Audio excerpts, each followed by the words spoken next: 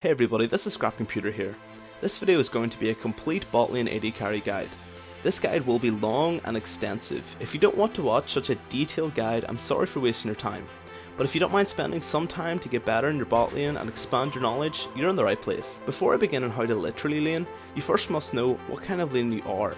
Not every lane can dominate and obtain kills. There are three main general types of bot lane, and each one has a different playstyle you must attune to. The three main different types of lane are poke lanes, sustain based lanes, and kill lanes. Depending on what type of lane you're in, you will have to change your playstyle, but this isn't set in stone. A sustain based lane can of course get kills if they play correctly. I will go over each type of lane and how to play it correctly, what beats it, and how to beat it if you find yourself against it. Before I begin, I must mention that I don't explain how to outdo another type of the same lane. Example, poke lane versus poke lane. The reason for this is that it is a skill level matchup. I can't explain how to outplay someone. I'm sorry for this, but I couldn't come up with a way that isn't self-explanatory to yourselves. Practice is the only thing that will help you out in this type of fight. I will begin with my favourite type of lane, which is a poke lane. A poke lane is basically a lane that can provide constant, safe damage to the opposing team, and not receive any in return.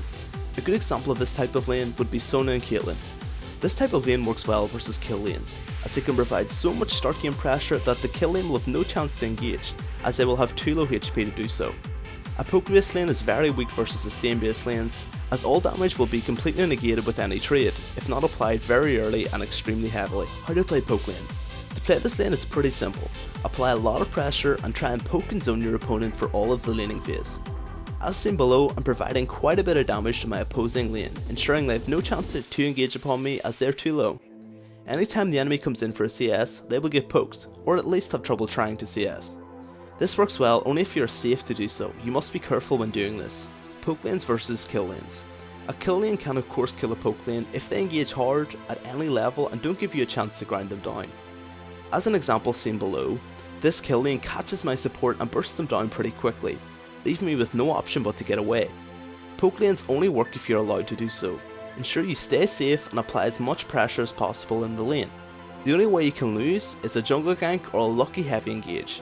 In short, ensure that Blitz doesn't get a grab and you will win the lane. Poke lane versus sustain lane. Sustain based lanes will nearly always win the lane as they counter any amount of damage you can inflict upon them. When facing a sustain based lane, you must take advantage of their weak start game potential, or try and get an early jungle gank so you can get ahead in lane. In general, poke like mad throughout the start game. Try and get them so low they don't even want to trade. When the lane hits 5 or so, you will have no chance of killing them unless of course you get a jungle gank.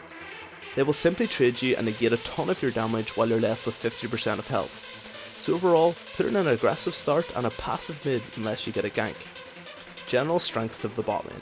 Number 1, they're very strong start game. Number 2, they can shut down most carries in the game. Number 3, they can control the place of engagement as they rarely have to hard engage. Number 4, they're typically hard to gank due to their range. Number 5, they can snowball pretty well. Number 6, the bot lane is usually left so low they can't even participate in a gank, so sometimes ganking them is even out of the question. General weaknesses of the poke lane. Number 1, they're countered by sustain based lanes. Number 2, they will lose any kill lane fight if they get hard engaged upon. Number 3, they lose most all lanes if they don't get a chance to poke in general. Number 4, poke based support doesn't scale well endgame or mid game. Number 5, poke based AD carry doesn't scale that well mid game. Number 6, if behind they have a lot of trouble coming back. Okay, now I'm going to go over sustain based lanes. A sustain based lane is a bot lane comp that relies on healing to outdo their opponents. The way they do this is by trading and negating a ton of damage after each trade. This is shown below. You should come out ahead each time you trade, as most carries entire bursts can be healed instantly. This means you can counter a lot of kill/burster lanes if you play correctly. An example of this type of lane would be Strock in Misfortune. This type of lane works well versus poke based lanes, as they can't get you low enough to put any real pressure on you. As long as you can trade with them and come out even before the heal, you will automatically win the lane. Sustain based lanes can counter kill lanes, but this is difficult. You must not get caught and play very safe, relying more on poke than actual properly trading in lane. Okay, now I'm going to go into how to actually play the sustain based lane. Sustain based lanes must be very patient. They rely on small, constant trades to gradually grind down their enemies. As you can see below, I'm forcing their AD carry to make small trades with me, leaving them with a lot of problems. They lose HP while I stay at high HP constantly due to my Straka heals. Just keep on trading with them until they are low, then go all in, or zone them if they don't wish to fight. Regardless, you're gonna win. Sustain lane versus kill lanes. Before level 4 or so, you must be very careful of any kill lane. Sustain only works at about level 4 or so play safe until then. Sustain based lanes can do very well versus kill lanes. As kill lanes constantly want to go in for some damage, you will commonly trade extremely heavily with the opposing enemy lane. After these trades, you can simply negate them with a simple heal. Always retreat while trading, don't allow an all-in, this would be your weakness. An all-in will ensure your loss. Fight and go back for some heals / cooldowns to reset, you will eventually grind them down. Simply play it safe and you will win. Patience is key. A good note is that kill lanes will commonly commit more than any other type of bot lane. They're easiest to gank due to this. Tell your jungler if they're being overly aggressive so you can tunnel vision them into a free kill. Sustain lane versus poke lane. A sustain lane has a mass advantage in a poke lane, but not in the start game. Poke will win until level 4 or 6, so be careful and don't overcommit start game. Once you reach around level 4, you can start making some trades with the enemy lane. Again, all you can do is simply outlast them. General strengths of the sustain lane. Number 1, they can come back when being behind.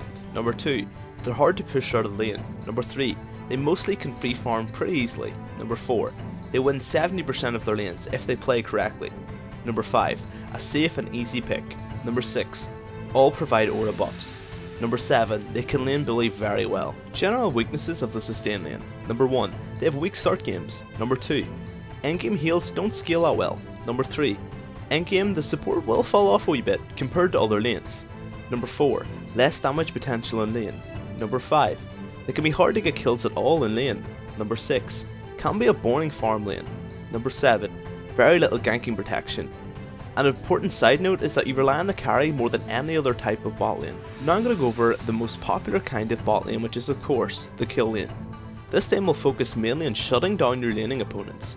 This type of lane will typically bully any lane and is the most difficult to deal with whilst being the easiest to play. A kill lane will nearly always have a good ability to engage upon the enemy that will typically put them in a bad position, and from there be able to provide fatal or near fatal damage upon each engagement. An example of this type of lane would be Blitz and Graves. How to play the kill lane. Kill lanes will nearly always outdamage their laning opponent in any short skirmish throughout the laning phase. They will nearly always have a CC and or damage advantage. The kill lane can wait for a support hard engage to insta-give their target. They can play aggressive or defensive and wait for a good moment to move in. This means that they will nearly always control the engagements. A kill lane only works if you can indeed get some sort of damage / engagement on your enemy, but it will fail if the support fails. This lane relies heavily on getting off some nice plays, otherwise they will lose, as any good sustain / poke lane will simply grind you down, meaning that even a hard engagement will fail if you and your support are too low. As you can see below, the enemy bot lane has been poked / treated with so much that even when the kill lane gets the engagement, it doesn't matter, they still lose. Kill lane versus sustain lane. Take advantage of the start game weakness of a sustain lane. Try and grab some early kills if possible. Inflict as much pain as possible early before the heal turns into something that is simply out of control. But remember, when you get level 5+ while playing a kill lane, you must ensure you don't allow any skirmishes that won't lead up to a kill to happen. They will simply heal up, leaving you at a mass disadvantage each time. As a kill lane, you must burst down the squishiest member of the enemy bot lane, or anyone you can obtain in a bad position. Any long, drawn out fight you will lose. Try to instantly go into lane and hard engage an all in when level 5+ hits. It's the only way you can win. Otherwise, wait for a jungle gank and try to farm without trading or harassing the enemy unless you know you can win and you get them in an unfavourable position. Kill lane versus poke lane. As a kill lane, try and step back for the start game. They will have a range advantage and therefore more damage potential than you have start game. As you can't respond with any decent engagement, you have to wait till you level up more. When you get to a level where you can heavily start bursting them down, start going for some engagements. Try to go for some extremely hard engagements, which you should win. Attempt them all in before getting grinded too badly, but of course, be careful and don't just try to engage every second. Look for a strong opening and go for it. General strengths of the kill lane. Number 1, if they're ahead they will absolutely dominate the lane. Number 2, support usually has a lot of zone control. Number 3, they have strong tower pressure both offensively and defensively. Number 4, they can play safe or aggressive, they choose. Number 5, they have quite a strong start game. Number 6, best endgame scaling out of all lanes in general. I mean this mainly for the support. Who would you rather, an endgame Thresh or Soraka? General weaknesses of the kill lane. Number 1, they can be out-sustained. Number 2, they're prone to being ganked as they commit more than any other type of bot lane. Number 3, They rely on good support engages. Number 4. If behind, that will usually stay there throughout the laning phase. Number 5. Countered by very skilled players. Blitz/Thresh will rarely work on a good player in lane. A lot of lanes will have more than one kind of these skills, making them tier into other types of lane, but all will be a part of one type mainly. You will have to adapt your playstyle to play against say Sona, but she must choose whether she maxes her sustain or poke. She can have a large amount of sustain or a lot of poke, making her a sustain based lane or poke based lane. It will always stack towards one end, so you can take these roles quite strongly. Of course, don't take what I say 100% completely literally. I'm giving a massive overview and saying you will win if you're of equal skill level and not taking into account ganks. Use your own discretion. I will now go over little laning tips and how to actually lane. Not much more conceptual level stuff you'll be thankful to hear. I will start by going over CSing, or for those of you that don't know, it stands for creep score. So for every creep you kill, you get a creep score. Simple, right? I will give a few simple tips on how to CS in general and how to CS under tower. CSing normally. CSing in the middle of a lane without pressure is the easiest form of CSing. To get any CS in the middle of a lane, you must first note how much damage the minions are doing to any one given creep. Your creep line will either focus on a single minion if it is pushed, or divide its damage up to 2 to 3 other creeps. Noting this, all minions attack at the same time. They all have the same attack speed, so it'd be safe for me to say that you've noticed the damage to the enemy creeps comes in bursts. Look at how much burst is happening to the minion you wish to kill. See how I wait and fire when I know the next burst will kill the enemy creep? One creep will nearly always die before another, so look out for the creep that is getting bursted down the most quickly and kill him first. CSing under tower. When CSing under tower, you must wait until the melee creeps at the front of the line get attacked twice by the turret, then attack them. As you can see, I attack right after the second tower hit to ensure my creeps don't take the kill. When killing the backline, or caster creeps, I attack each of them once, then let the turret hit them once, then attack. This is risky due to the fact that depending on your item, you will do too much damage to the creep and instantly lose it to the tower. This is shown below. Try and get your lower attack damage support to attack the backline caster creeps once each. Then let the turret hit it once, then you finally attack. Again, this is shown below. When CSing, don't worry about using abilities to get CS. I've seen too many people not using abilities to get CS, worrying about cooldowns and mana. A use of 80 mana to get 2 CS is worth it. You will maybe get 50 gold for 80 mana, which will regain over time anyway. Use your abilities, it's what you have them for. Although these tips are very useful, there's no silver bullet to get better at CSing. CSing in general takes a lot of time and patience to get good at. To get better at it, I would recommend going into a custom game by yourself and simply CSing. That's it. I must have played at least 50 games where I played the first 8 minutes of the game and simply quit. You can quit custom games if you're only playing by yourself and receive no penalty and be able to instantaneously join another game. If you didn't know that, now you do. So abuse this fact in practice. If you can CS without pressure, it's the first step to perfecting your CSing. Okay, now I'm going to go on to CSing Advanced Tactics. CSing is where you're going to get around 70 to 90% of your gold even if you get 2 to 3 kills in the lane. Stop looking for blood all the time. CS is so important. If you win on CS in the lane, even if you die once or twice, you're winning. Your first priority is CS. I say this a lot, but I actually mean it. Please prioritize it over anything else in lane. When CSing, remember to not instantly auto attack every creep. This will push your lane, leaving you wide open to a gank. This is the only reason you last hit. Many people don't understand when they first start, and they auto attack until the wave is crippled. The last hit is to stop the lane from pushing in your enemy's favour. That's it. When CSing, try to literally last hit. I mean the last possible second you can kill the minion in question. You want the wave to be kept in the middle at all times, or at least pushing in your favour slightly. You should be CSing behind your minions. I will go over this in a minute. As you can see below, I'm safe within my minion wave to CS and they will have trouble poking / engaging upon me without grabbing minion aggro / pushing the lane. I will go more into this later. This is the perfect position to CS from. Keep note of it. In an aggressive / zone based lane, while CSing, you should position yourself behind your own minions, as shown below. This is to protect yourself from getting attacked. As you can see, any sort of blitz grab or Lulu glitter lance will have to hit the minions, either missing you entirely or pushing the wave in your favour, so you don't have to worry about a jungle gank. Either way, you win. When CSing, let the lane push slightly in your favour, but don't let it push you to the tower always. You'll lose plenty of CS this way. Try and keep the wave where I'm showing in the video, or in the typical mid part of the lane. How to trade / harass in lane. When trading a lane, you must first know what kind of lane you're in. From the start of the video, you should already know what you should be doing and how you should be playing. Be careful with your trades and know when to do so. If an enemy uses a big cooldown such as a blitz grab, a Ionia E or a thresh hook, or even a carry shift / reposition technique, use this time to start poking like mad. A lot of the enemy's zone control is lost. Because of this, you have the advantage. The enemy will know this as well and use this small window to your advantage. Poke like hell, rape them because they know they can't fight back. When you want to trade, you must attack the enemy when they are out of position and near your enemy wave. You can attack them freely because if they attack back, they will grab minion aggro, making you instantly win the trade. This is shown below. When harassing, you must think about your positioning again. When poking, you must auto attack in this position just inside your minion wave as shown below, and immediately go back. The reason for this is that you attract a thing called minion aggro, which basically means the minions will attack you. You must avoid this at all times, especially at low levels where minions can do more damage than enemy champions. As you can see from this position and below, you can safely poke and automatically lose the aggro when you step behind your own minions.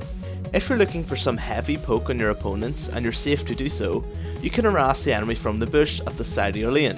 When you auto attack deep in the enemy minions, you will grab tons of aggro, but when you step inside the bush, you will instantly lose it all. As seen below, this tactic can work well if you're winning.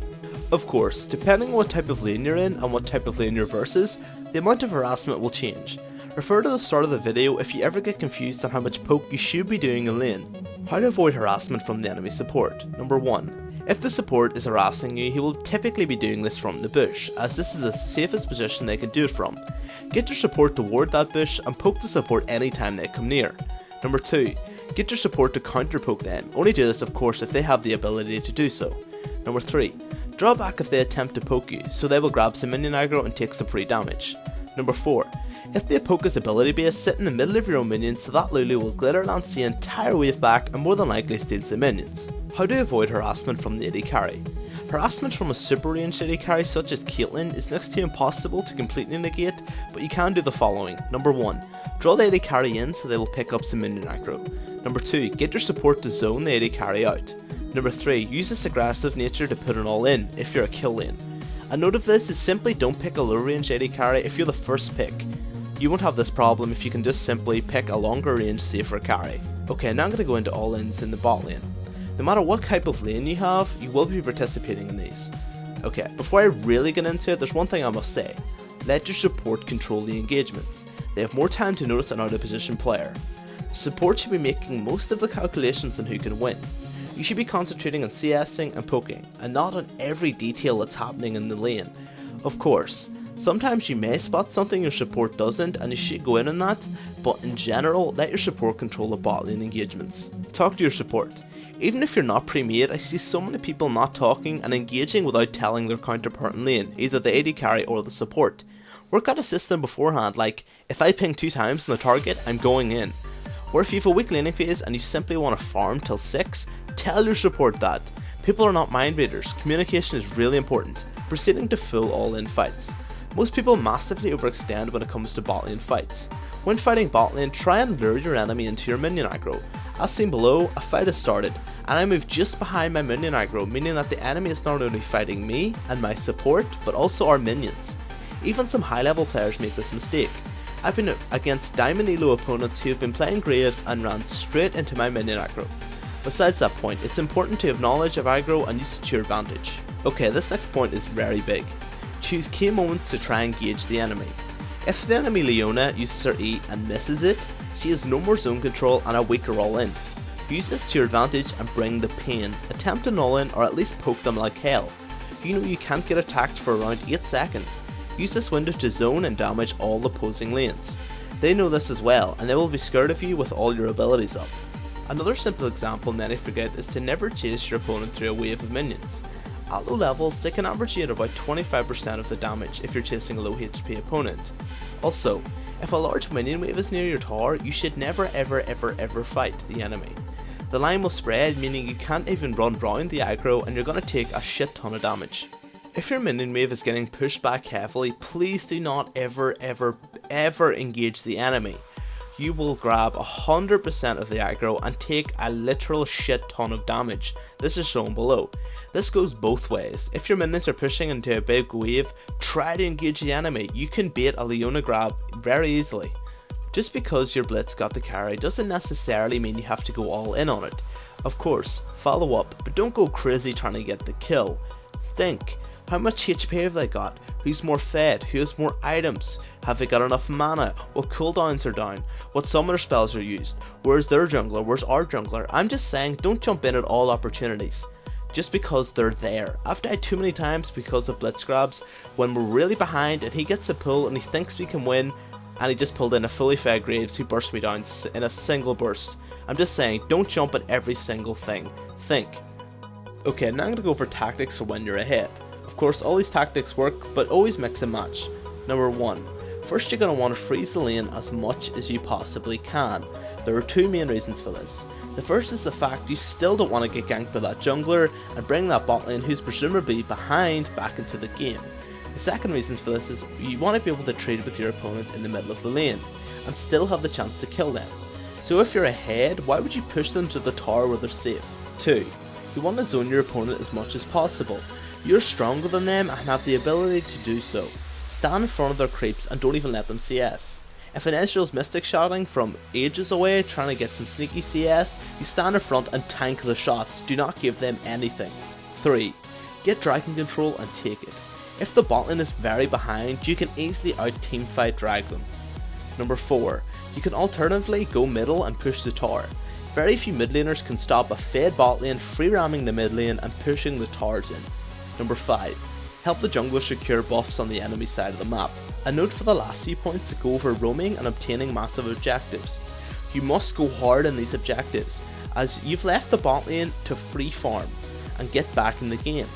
Okay, so they're going to want to freeze the bot lane. So if you push these objectives extremely hard, you force them from stopping the lane and getting some free farm, you force them into team fights and you're going to force them into groupings, which you're going to win since you're ahead. Tactics for when you're behind, the most common needed tactic. Number 1. Back away and let the lane push. You should not be fighting at all. Let them push. You're going to lose a few creeps, but just play it safe. If you're behind, the end game is what you're pushing for. Number 2. Ask for a jungle gank. Conventional, I know.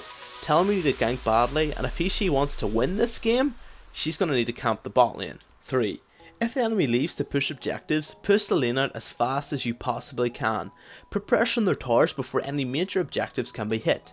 If you don't do this fast enough, they're going to start taking objectives and it will be your fault you didn't get anything for it. Ensure you leave the lane with a slightly pushed state, just before the team fights commence. I will go over in the next point why this is important. Number 4. Always get the bot tower, then back out and grab some items for the team fight that is coming. Tell your team never to engage without you. Once in the middle lane, a regular team fight will ensue, but the difference is that you have the bot tower and the lane is pushing like you left it earlier, forcing a member of the enemy team to leave to sort it out. Once he/she leaves, engage heavily and you will have the advantage on a 4v5 fight. 5. Grab some jungle on the way back to your lane. Golems are good experience and a nice gold injection that can help you to the later game. 6. This one will sound a little crazy, but let them get the turret and push the lane. Thus they will be easy ganked if they're that pushed, or you can freeze the lane deep as long as you have a ward and dragon and you can respond in time. Do note that you're going to have to pick and mix between what tactics you use. Like the last point I just mentioned there, freezing the lane, it only works if the enemies are stupid enough to not go push all their objectives. But if they start pushing objectives, start pushing the lane and start going for those towers, go for another tactic. It's always dependent on your opponent and what they will do. Remember, respond to what they do. Taking towers. You should not be pushed this far in general to even attack a tower early game, but even if you are, taking towers isn't always a good thing. If you take a tower at the say 7th minute, which is extremely early, the enemy should be smart enough to freeze their lane in the second tier turret, leaving you with the inability to get CS, allowing them to get back into the game. If you try and CS that far into the enemy territory, you probably deserve to get caught out and killed. But if you're doing extremely well and have the chance to take the tower that early, you can provide your team with 1. Dragon control. That's 150 gold for the whole team. Number 2. Ability for the bot lane to roam. You can do the tactics I mentioned earlier. Number 3. ability for the bot lane to push, mid and force teamfight objectives. Okay, now I'm going to go over some just simple tips that you should always do in lane. I've left them to last so you can refresh your memory over them. Number 1. When the enemy go back, push the lane as much as you possibly can and as fast as you possibly can until the minions get killed by the turret. This is extremely important as all the minions will die to the turret, denying them from CS and experience.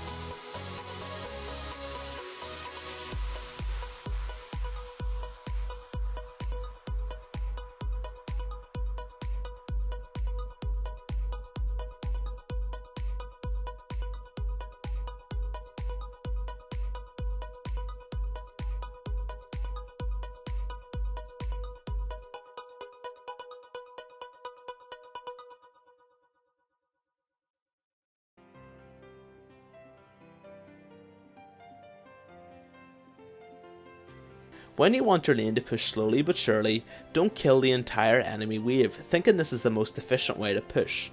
Kill the enemy creep backline or the caster creeps, whatever you want to call them. This will push the lane slowly as the spawn has time to catch up with the melee creeps. The melee creeps have lots of time and take ages to kill. This will give the spawn plenty of time for another wave to block up behind them. The clip below shows this absolutely beautifully. Always ensure that the AD carry and the support go back at the same time. The reason for this is if one stays to maybe push or get that last creep, the first person will get back long before the other, leaving a 1v2 for at least 10 to 15 seconds.